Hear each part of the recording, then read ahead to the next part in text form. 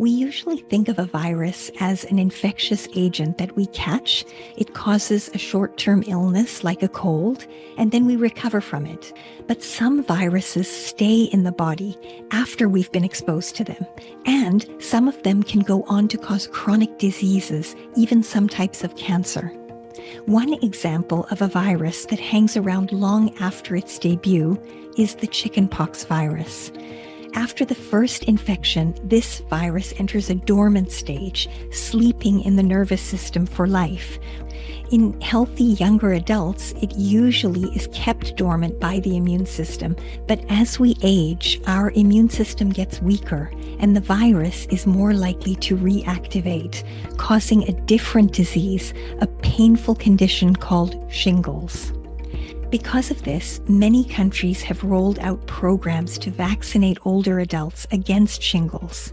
When a shingles vaccine program was rolled out for people in their 70s living in Wales, those who were turning 80 just after the start date were eligible for the vaccine, but those who had turned 80 just prior to the start date were ineligible and remained ineligible for life.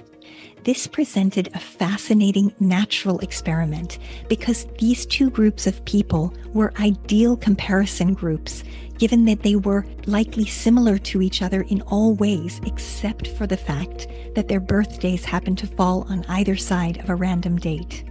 It was a lot like a randomized controlled trial in which people are assigned to two groups using random allocation, like flipping a coin.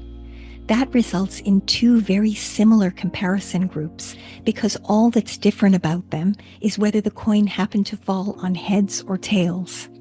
In a randomized trial, one comparison group is then exposed to something, an intervention, and the other is a control group.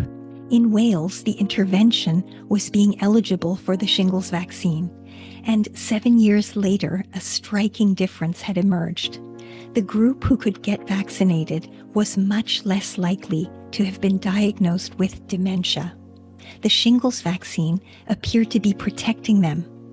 And since then, using the same natural experiment, the researchers observed this protective effect again and again in other groups of people and countries.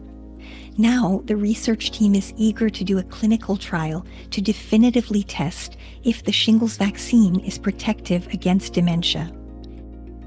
The bottom line is that the shingles vaccine potentially has multiple benefits, protecting not just against shingles, but also preventing or delaying dementia.